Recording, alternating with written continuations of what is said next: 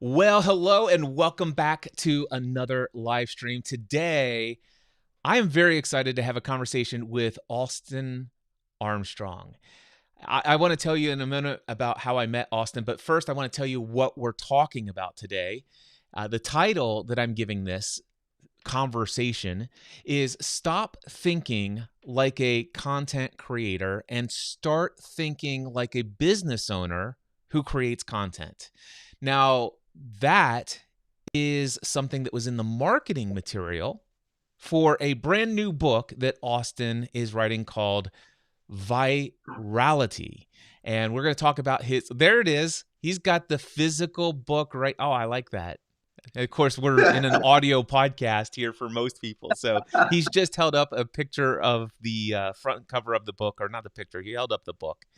And you just go watch the video. I hate saying that. This is why, Austin, this is why I hate creating video forms for audio podcast content, because my feeling is that you should never do or say anything in your podcast that makes the non-video participant feel like a second-class citizen. So I just violated that.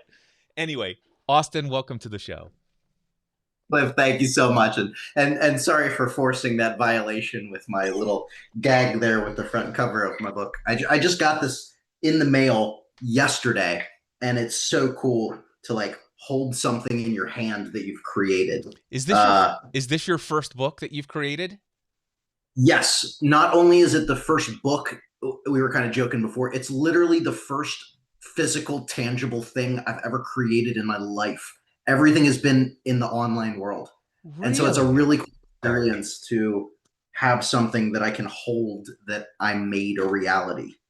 I love that. I think I might come back and dive a little bit deeper into that thought process and the mindset behind that.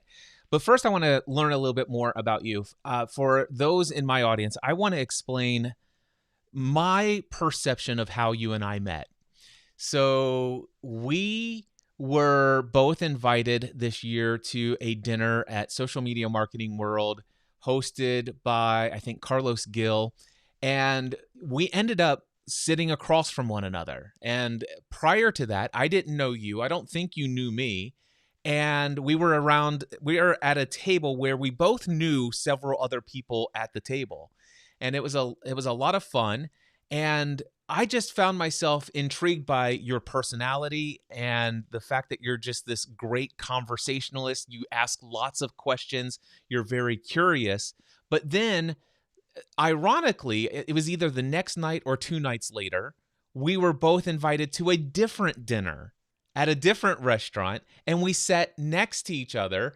And once again, I was just very much impressed by how you go about creating conversation with people. It's just something that really stood out to me about you, Austin, is that you have a genuine curiosity about the people that you're with. And I, as an introvert, felt like so at ease in having conversation with you. And it was really nice to be in a room and at a table with a bunch of strangers that I had never met before, and having you kind of lead some of that conversation. So I wanted to share that with you. And then also, you and I had a little chat a little bit after that dinner. We were outside waiting on some transportation or whatever, and I discovered that you're an introvert as well. So that's my side of our first meeting. What do you recall of those exchanges? So thank you for saying that, first of all. One quick thing, I am not an introvert. I am as extroverted as it gets. So I apologize. I got lost in the midst of something there. I am an extroverted extrovert. Okay, that explains everything then. I totally misread what I thought I heard in that conversation in the transportation line. But okay, well, by the way, I love extroverts. Because somebody who's an introvert, for me, it takes a lot of energy to create something in the midst of strangers. So anyway, go on. No, I very much agree with you. I think there certain people call to me and certain way that I feel magnetized towards, that I want to ask questions to and learn from. And based on the responses, conversation is a two-way thing, right? You have to, in order to have a conversation and continue to ask questions, you both have to reciprocate in that exchange, right? And so sometimes I will ask questions and somebody is very tight mouthed and doesn't want to answer, and it's okay, then we're not there's I can't continue to be curious. You don't want to have a conversation here. But you are an excellent conversationalist as well, and I do very much remember the first time that we met in that Italian restaurant, sitting next to each other at a very long table, and we had a great hour and a half conversation. But then at another time this year as well, in that transportation line, this was at Social Media Week Lima, I believe, in Ohio. We were in the bus sitting across from each other, and you were kind of talking about a newer path that you're exploring, looking into law of attraction and things that are intriguing to you. And that's sort of a path that I'm on somewhat as well. And these are topics that I'm very interested in. So, as noisy as that bus was, I kind of leaned in and wanted to hone in and have a conversation with you about that topic and just kind of push the rest of the world out in that moment.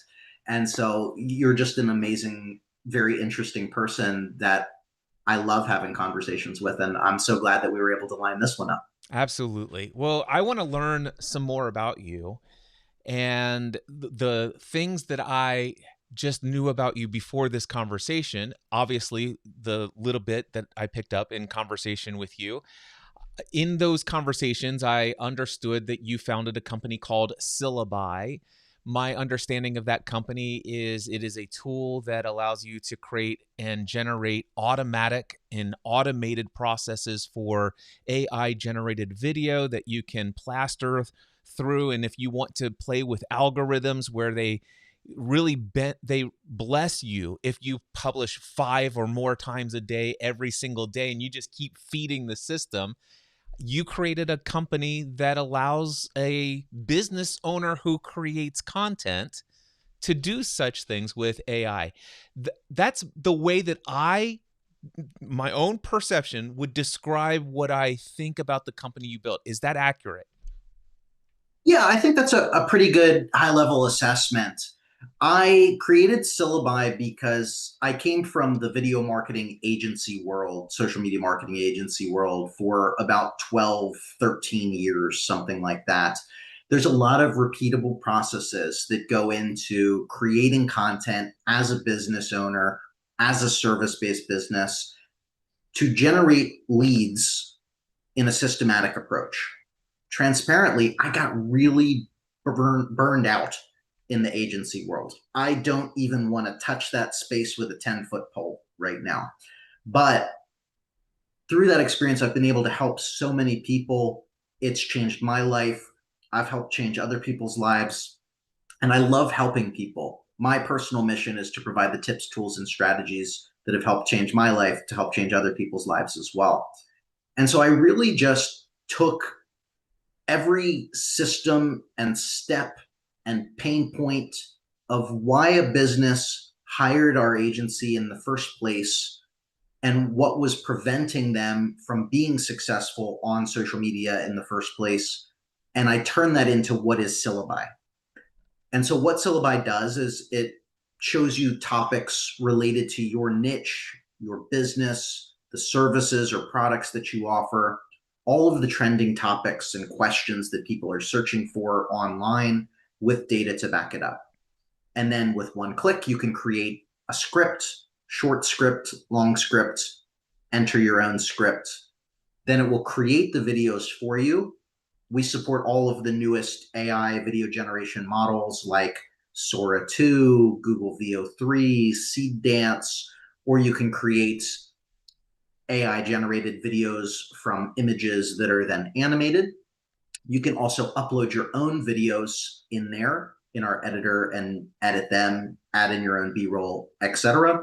And then we connect with every social media platform so you can schedule, publish, and automate posting to all of those platforms. And then there's some little nuances like you're alluding to kind of hack the algorithms a little bit, fully optimized for SEO. So we automatically generate descriptions. You can enter your call to action links with call to action, URL, phone number, anything that you want in the description of that video so that you can actually capture leads. And you can actually check out your analytics from the videos that you've published through Syllabi as well. So it's really meant to be agency light, kind of A to Z. Everything that I was doing at my agency, you can fully automate for social media with video now. That's nice. I One of the misconceptions I might have had is that it's just a place where you could go and create a faceless video channel. That's kind of how I first initially thought of it, because I there was a lot of marketing around the fact that you can benefit from having a faceless video a channel on YouTube. You can create a channel on TikTok or YouTube. You can generate mass following, and you don't have to ever show up on camera. But what I've learned since is that it's much more than that. And for those who very much want to show up as their authentic human self, the syllabi is something that can still be used for those individuals as well. Is that right? Yeah, absolutely. My whole goal with it is I just want you to be able to create more videos easier. I don't care how you create videos. If you want to authentically show up, you just need a little help finding the topics and script ideas and outlines, and then you create the content, you upload, and then use Syllabi to schedule and publish out. You can very much do it that way. I want to kind of touch on that though, because that's a little bit of the marketing problem somewhat comes from me as a newer founder. Maybe this will resonate with some people, maybe not. But your messaging and how you market something is a double edged sword. It can sometimes help, it can sometimes hurt, right? So, without like going down a crazy long rabbit hole, when we first launched Syllabi, we targeted service-based business owners. That was our messaging, is this is the A to Z solution for it. We hit a peak saturation moment where we were really strong for about 8 months. Now, at the time, our core video production offering was AI avatars. It was not faceless content. That was also part of it. But Yeah, that's we what I meant, is the AI avatars, where basically I don't actually have to physically show up on camera and make sure that I didn't forget to uh, floss the pepper out of my teeth after lunch. yes, yes. But there's still some like uncanny valley with that even today. And so kind of 8 months really strong growth trajectory, market became super saturated in this space. Mm. We were on a 10-month downward spiral from where we were, losing revenue, high churn every single day for 10 months straight. Very, very stressful situation for everybody, pointing fingers, etc. And so what we did to solve that is talk to our users every single day, do user interviews, really find out not who are we creating this content for, who are we creating this platform for, but who's actually using it and adopting the platform. And what we found out was that it really wasn't service-based business owners that were using it in the first place. It was new and aspiring content creators that Mhm. wanted to just make some faceless videos to get an additional income stream. And so, to literally save the business, we pivoted our marketing messaging and our price point from service based businesses to content creators in order to monetize online. We cut our price in half and we switched our flagship feature from AI avatars to faceless videos, AI generated videos. And it's since skyrocketed up. It saved the business. But to your point, it now creates a perception of that that's all it does. And that's an ongoing problem that we have. Not all business is sunshine and rainbows. Yeah. Well, I'm interested in anything that helps people create content in the world. Putting your message out, and you know there are times when I want to go all in on AI related tools to help me be more consistent and show up and grow my audience. And then there are times where I'm like, you know what? I'd rather go deep in quality and connection and depth rather than breadth. And I go back and forth between those two things. And one of the this is completely aside, but one of the things that I just discovered yesterday is that somewhere within the last year, it is now possible that I can create a 3-minute video and publish it to all of my platforms, which is LinkedIn, YouTube Shorts, Instagram Reels, Facebook Reels, TikTok, and also the X platform because I paid to stream there as well. So I have a premium account that allows me to do 3-minute videos. Before, I wanted to actually get more involved in creating this 9:16 vertical video content. I'm not camera shy, but I do like to talk. And okay, there was a time when some of the platforms would let you go up to 10 minutes, like TikTok, but you're limited to 60 seconds on YouTube. And then they finally let you go to 90 seconds. I'm like, okay, I can create a powerful message in 60 seconds or 90 seconds, but it's not going to be what I want it to be. But yesterday I discovered that somewhere along the path, it's now possible 3 minutes on all platforms. I'm like, okay, that I can live with.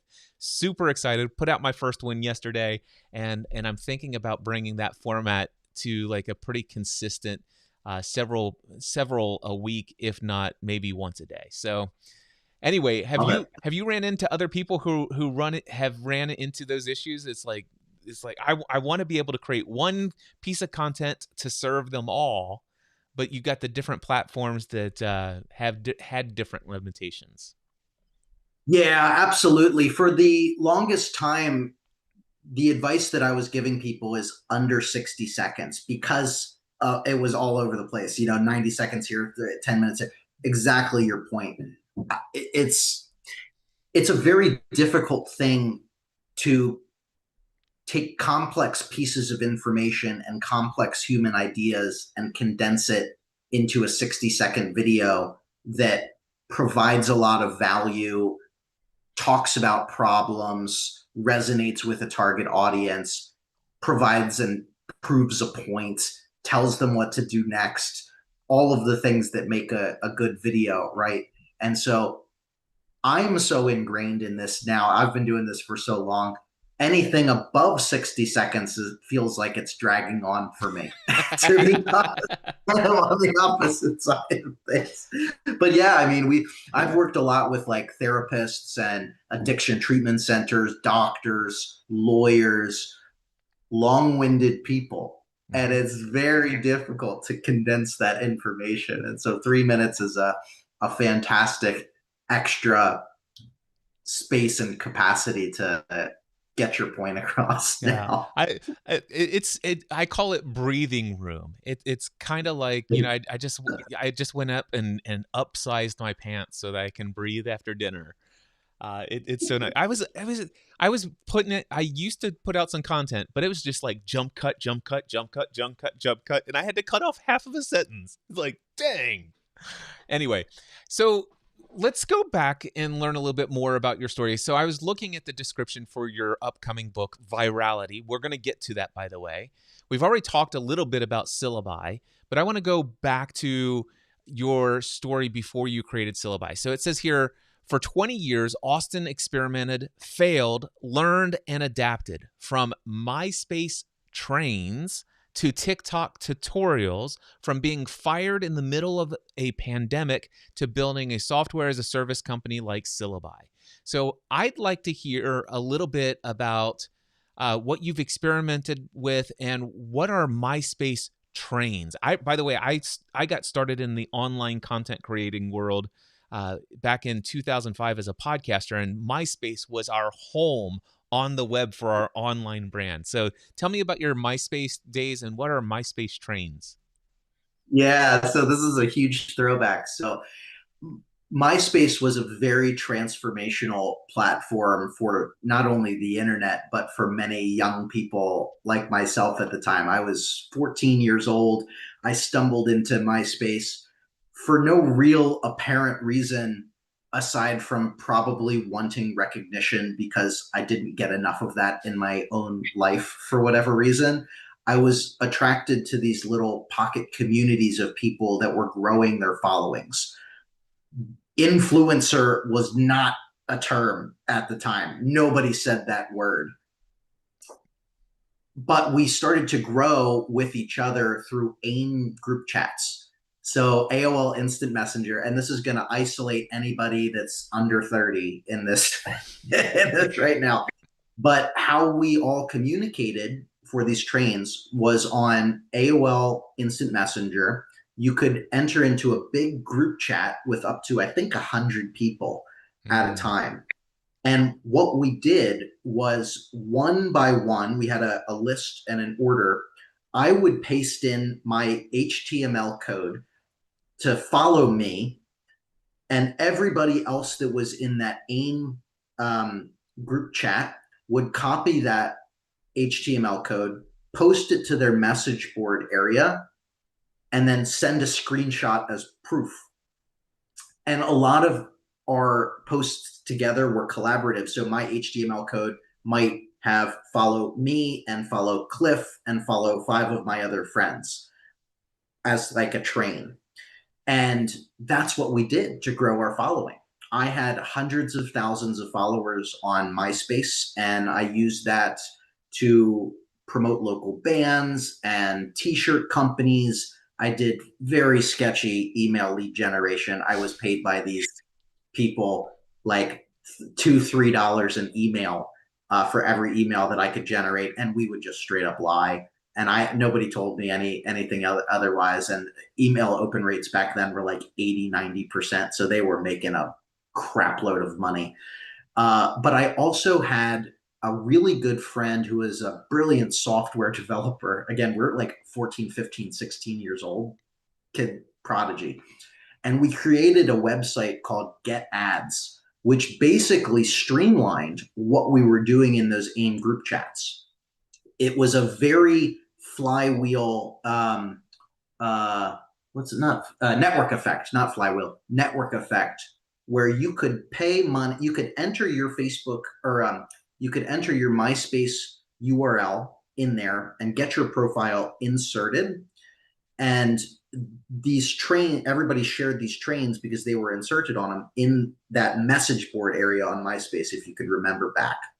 And it just kind of perpetually went forever because you could always add your own profile on there in order for people to add you, to follow you, connect with you. You could pay to be placed at the top of that and at the front homepage of the website for 1 day, 3 days, and 7 days at a time. And that's essentially what a train was. And so we were just doing all of these things to grow our MySpace followings 20 years ago. And it's kind of crazy zooming out to today. I'm kind of doing the exact same thing on Facebook. We have these Facebook group chats right now because Facebook's my #1 platform. But we have Facebook Messenger group chats with 10 or 12 of us in there in the same niche. It's a little bit more strategic now. We're all in the AI and digital marketing and affiliate marketing space. And every day I will share a URL in there, and all of them in that group will share it. And I will share 8 to 10 of their posts. This is a 20-year long strategy, but that's kind of a long winded answer of what trains are. I have such a nostalgia, quality memories of my MySpace days. That I have both fond memories of MySpace and traumatic memories of MySpace. You talk about one of the ugliest platforms on the planet. Oh, Oh God. my gosh. Yeah. But I never did come across trains, but I did come across. I remember. Do you remember the guy who created the bitmap page where you could actually pay for pixels and Yeah. and put a logo, your logo in there? I remember that. And what you're talking about kind of reminds me of back in the old blogger days. We would have, I don't know what we called them, but like blogger circles or something like that. And we would all promote each other who we resonated with, had a lot in common with, and stuff like that. So people would get inside of a circle, and every time you posted, you'd see that. So very cool. All right. So I would love to hear about one of your biggest failures before Syllabi that you pulled away like a significant life lesson from. Yeah, the biggest one that's in my book. I chronicle this, but it always sticks out as my personal biggest failure is when I first moved out to California about 12 years ago or so. That's where I stumbled into video marketing agency. I've always been a go-getter, someone that likes to take the initiative, prove themselves to get future bigger opportunities. I was probably less than 1 year in that internship, and an opportunity came up to, and this was in Orange County, to go up to LA and interview a team of Oscar nominated short film crew, the director, all of the actors, everybody, the entire team. And I said, I want this. I want to prove this. I got this. I'm going to do it. I'm going to drive up. I'm going to take care of this whole thing myself. And Cliff, I went up there with one DSLR camera, one battery, no tripod, a handheld Tascam microphone, no clip-on mics, and a single battery charger. Okay, you can already start to see the problem here. Battery dies. We've got to wait 45 minutes in between shooting new stuff. Nobody's mic'd, so we've got to like have this Tascam handheld microphone in a table, just pointing up, getting crap audio from everywhere. Everything's handheld, or I'm placing the camera on top of some books or propping it up to get some shots and having everybody do multiple things. The whole day is a wash. All of the footage is completely wasted and useless. And I took away from that, don't overcommit, even if you think that you're ready for something.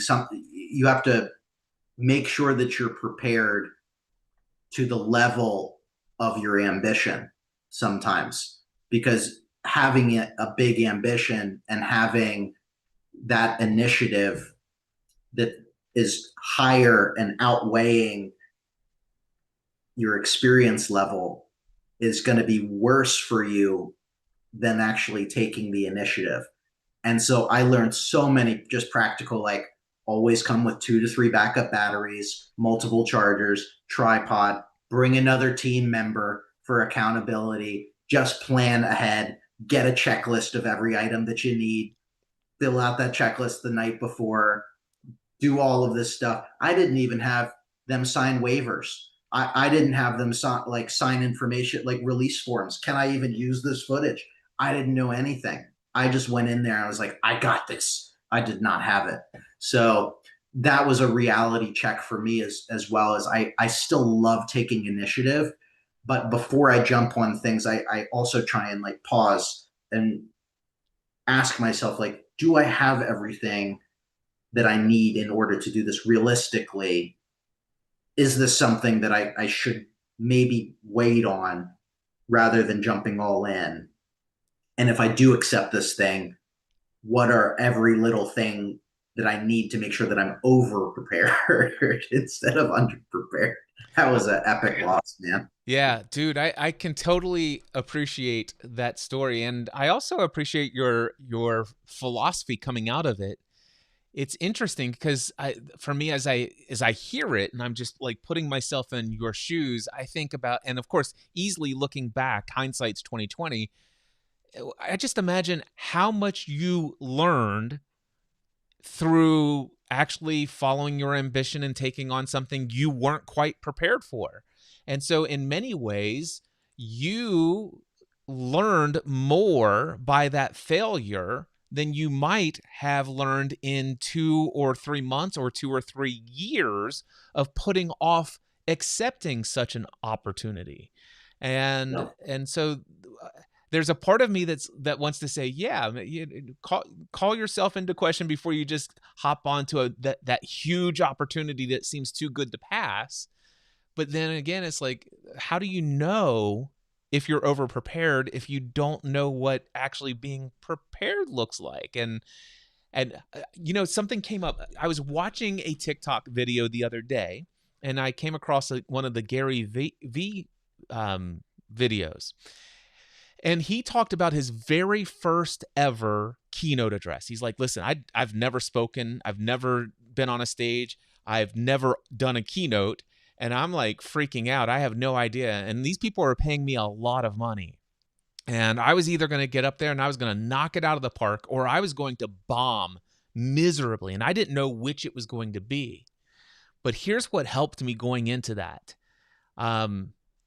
I made a commitment to myself that if I bombed, I'd give them all the money back.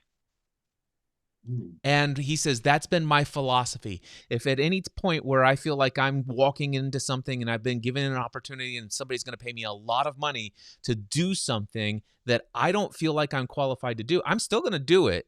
And I'm going to try to knock it out of the park. But if I fail, I'll just give them the money back. And he says, with that mentality, it's really helped me to expand what I previously thought was possible. So I'm sitting here putting these two stories together, and I'm just thinking out loud. Not that one is right or wrong, you understand, but I'm just verbally processing what I'm taking in and what came up as I hear your story. But very cool. Thank you for sharing. I really love to hear people's struggles, because I think there are so many folks out there who follow a lot of content creators, a lot of influencers. They are prolific. They communicate precisely, clearly. They don't have lots of ums and ahs and all these other things. But they don't recognize the amount of failed attempts it took to develop that level of proficiency. What are your thoughts on that? Yes. Yeah, absolutely. The uhs and ums things in particular really resonates because that's something that I really struggled with early on. Toastmasters was a great resolution and training method for that. Getting your reps in as well. So I'll look back at recordings or public speeches that I do, and there's always the occasional pause, brain fart, whatever that comes in there, right? But when I look back at where I was conversationally 10 years ago to where I am today and speeches that I've done this year, it's night and day. It's the person that I strive to be like, but it's because of those reps. It's because of doing podcast interviews and stepping on stage and having conversations and asking people and memory recall from talking about information on an ongoing basis over and over again.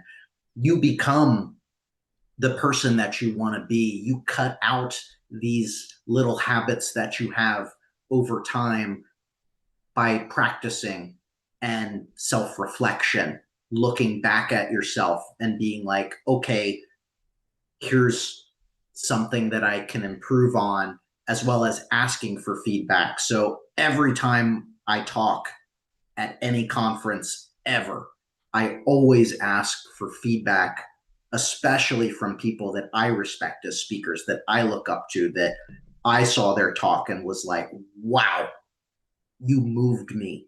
You resonated with me. You did this really cool thing in your talk. Where did you come up with that idea? How did you do that? Do you have any advice for how I can improve? I love the mindset that you just said from Gary as well. And I'm going to bring that in to mine, I think, as well, just reflecting back. But yeah, there's so many lessons that you can learn from failing. You know, there's no failures, there's just lessons learned Yeah. if you approach life that way. there is no perfect way, but as long as we fail forward and continue to improve and try and let our ego just go, not have ego in the way. It's just we're all on a journey together. We're all just trying to improve and hide the duct tape behind the scenes. Absolutely. All right, I want to dive into your book. I just pre-ordered it today, by the way.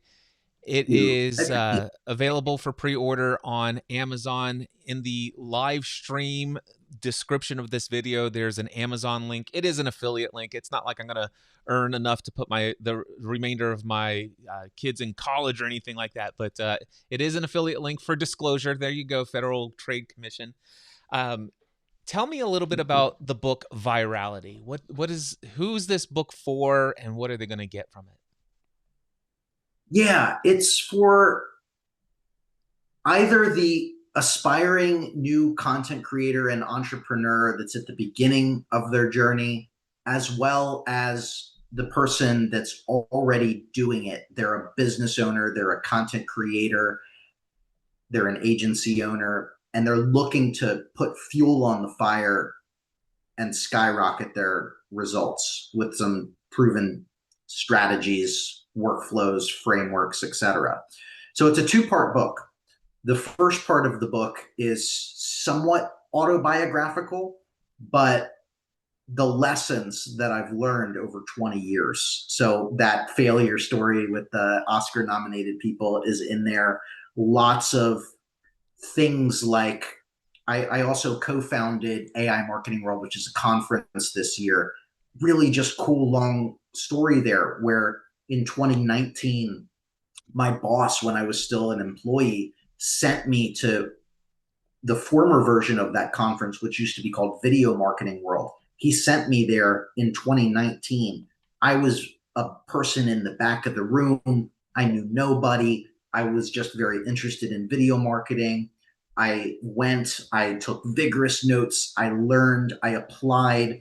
The conference shut down in 2020. I exploded on TikTok in 2020. I cold DM'd the owner of that conference. His name's Scott.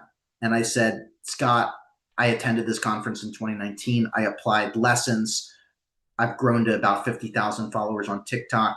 It's a personal dream of mine to be a public speaker. Would you consider me? He said yes. He let me lead a panel in 2021. I was invited back to be a standalone professional speaker on TikTok in 2022, which was my first main stage, first big main conference stage as a standalone speaker. The conference shut down for some various reasons, 23, 24, but I continued to grow my presence. And in the AI space, last year I said, Scott, let's bring this thing back as AI Marketing World. And I became business owner of that conference. And so from person in the back of the room to owning the conference, you can accomplish anything. So it's a collection of stories directly related to marketing and business that I think will really inspire or hopefully inspire people no matter where they're at in their journey. And then the second part of the book is just strategy, implementation, growth hacks, psychological triggers to increase engagement, how to use each platform nuanced. I have about 4 million followers on social media. I've reached billions of people organically. I have hundreds of thousands of followers on every individual social media platform just from brute force attacking all of them. And so I figured out a lot of exactly what works in different niches and different frameworks, everything that you can immediately apply for every social media platform, different formats of content. And the thesis of the book is don't be a content creator, be a business owner that creates content. And so it's very much with that in mind of virality is cool, but numbers don't pay the bills. So these are the actual systems behind the scenes so that you can generate multiple streams of revenue. I love that. When I read that's why I chose the description of our conversation. Stop thinking like a content creator, start thinking like a business owner who creates content. It resonated with me so much. I don't know how much you know about my past. You may recall some of this, but I am responsible for helping more than 40,000 people in the world successfully launch a podcast. And I stopped teaching people how to podcast after 12 years because I recognized that a majority of the people who wanted to start a podcast were saying to me, Cliff, I want to do exactly what you've done. I want to follow in your footsteps. I want to start a podcast about something that I love, build an audience, and finally leave my soul sucking day job. And I'm like, no, don't do what I did.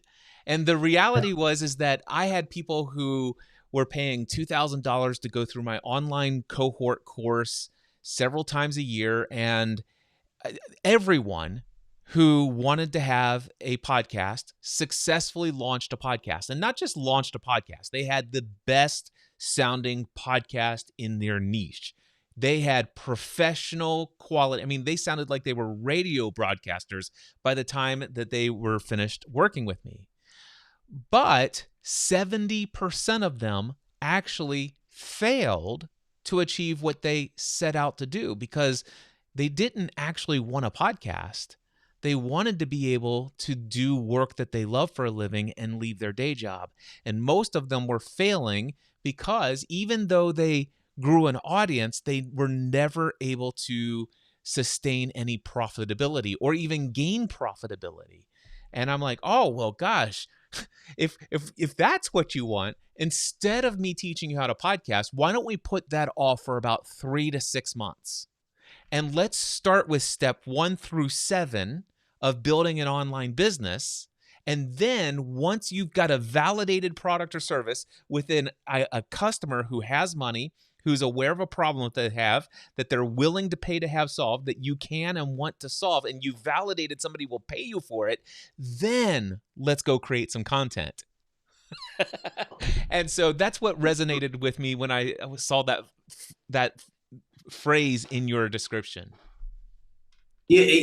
Spot on. You've got it 100%. I mean, that's the misconception that everybody sees when they want to be a content creator, right? They want all of this, exactly what you said, right? They want this life, but they don't realize that to get that life, it's not from ad revenue, from being monetized on social media and the occasional brand deal. No, that's the icing on the cake. That's the nice to have stuff you can't rely on.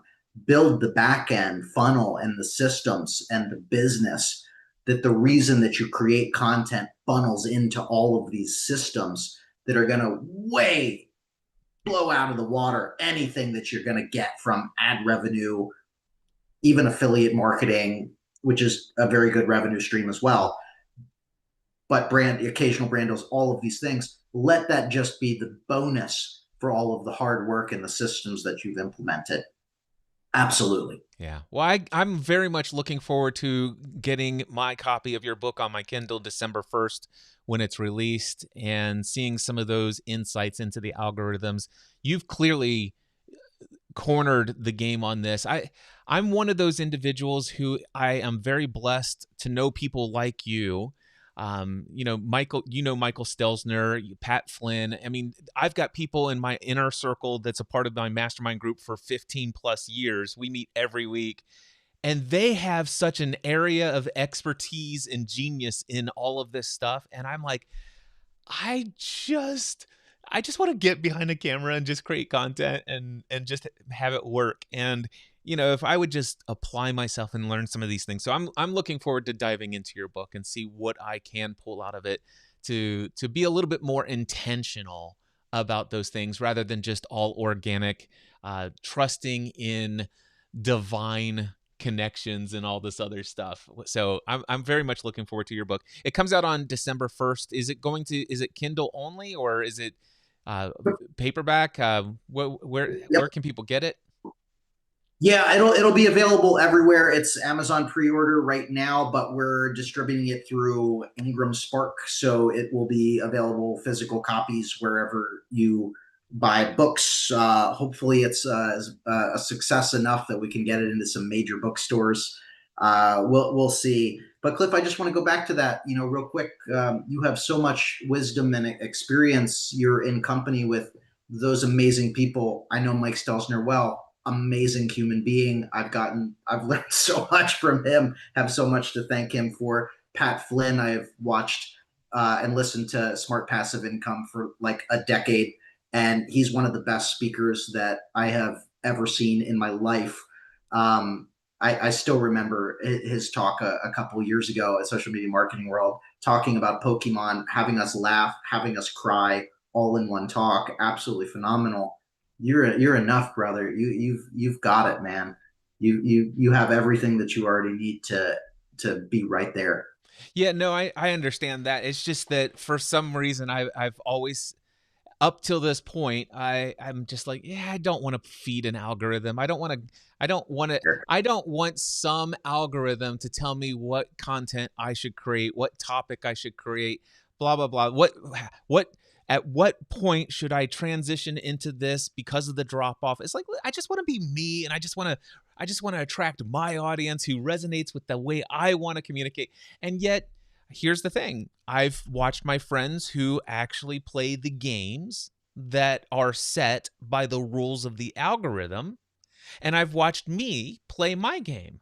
Now, don't get me wrong, we have vastly different results as far as number of followers, as you get a lot of rewards for playing the by the rules of the algorithm.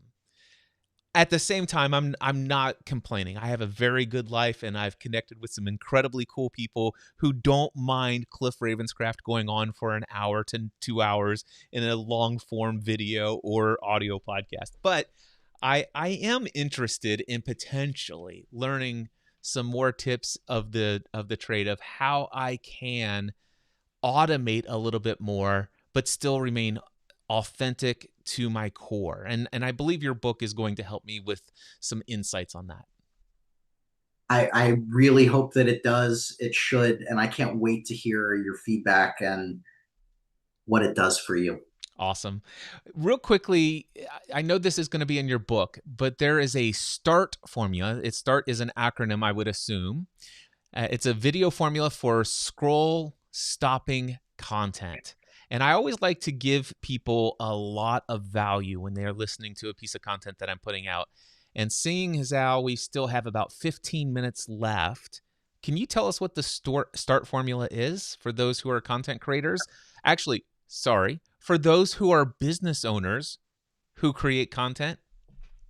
Yes, absolutely. So this is a framework that I've come up with that we probably have heard before, but if I wanted to call it the START video framework because just start. Always remember to just start. Um, Stop the scroll with a powerful opening hook. That is the very first thing and most important thing that you have to do in order to capture attention in the uh, ever never ending abyss of content where you can get a new video with the single swipe of a thumb. So never talk about yourself when the video starts. Sorry. Sorry, everybody. Hate to be the bearer of bad news. You've got a newspaper headline. Stop the scroll with an opening hook. I will do a video like, these 5 websites feel illegal to know. Or if you stack these 3 websites together, the internet's going to die. Over sensationalize a little bit. Some really practical examples of this that we've done with uh, therapists, for instance, is we will have a person holding the camera asking a question to that therapist or that professional that acts as the opening hook. Something like, hey, Jim, what are the warning signs of a malignant narcissist? If you see that on your feed, you're like, what are the signs of a malignant narcissist? The T, that's the S. The T is talk about a problem. After you've stopped the scroll, you want to build a little bit of intrigue talking about the problem. The A is a, awareness of that, answer that problem. Okay. Sorry, brain farting over here. Stop the scroll with a powerful opening hook. Talk about a problem. Bring about a Awareness. little authority, awareness of yourself. Sorry, awareness and authority of yourself. Brain fart there. This is where you can talk about yourself for just a little bit of time. Who you are, how you're able to help, maybe a case study or an example of how you've talked about that problem or resolved that. The R is the actual resolving of that problem. This is where you can go deep and talk about these are 3 steps that you can immediately take away to resolve that problem that you're dealing with. Step 1, step 2, step 3. And then tell them what to do next. That's the call to action. Single call to action at the end of that video, not tag 47 friends, save this video for later, do this, do this. Tell them one single thing to do. They're much more likely to take action on that individual thing. So if you just follow a framework like that, you're going to qualify the audience. You're going to resonate with their problem.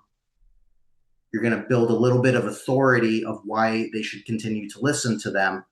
You're giving your actionable advice, resolving the problem with the best information. One of the best marketing lessons I ever learned is to give your best information away for free, sell the implementation, and then you're going to tell them where they need to go next so they can contact you because you've just proven that you are the authority in that space.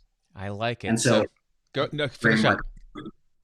No, just that's a framework that I've proven thousands and thousands of times with business owners, professionals, personally, e-commerce products, every service-based business that you can think of under the sun. And it just works for holding attention. So let me see if my instant recall works here. So I'm looking at the letters S.T.A.R.T in front of me. Stop the scroll with a hook. Let's see here. Talk about a problem. Share some awareness and your authority, reason why you have authority on the subject matter. Give a resolution, tips and strategies that they can implement, and then tell them what to do next, which is your call to action. So if I wanted to create my video for yesterday, let's see how I did. I finally figured out how to do what I've always wanted to do with short form video. You see, the problem that I've had in the past is I've always wanted to create short form video, but I wanted to create one video for all the platforms, and 60 seconds just isn't enough. But some platforms would allow 60 seconds, some a minute and a half, and some would let me go up to 10 or 20 or 30 minutes. All I'm asking for is 3 minutes. And boy, I've got some exciting news to share today. This morning, I created a 3-minute video and I found out that I could upload it to all of the platforms that I have been building an audience around over all of these years.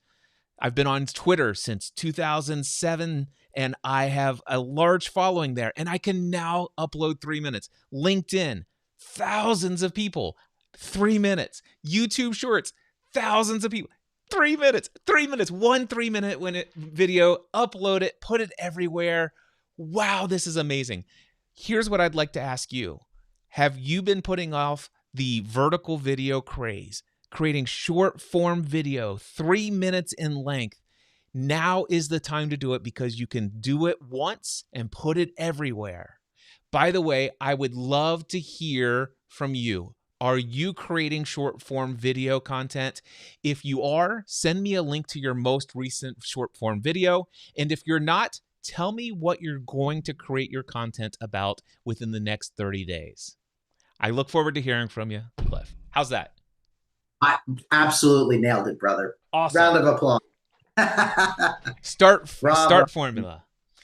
So, Austin, is there anything else you'd like to add? Anything else you'd like to share with those who are out there creating content in this world trying to get noticed in a noisy world, as my friend Michael Hyatt would say with his subtitle of his book, Platform.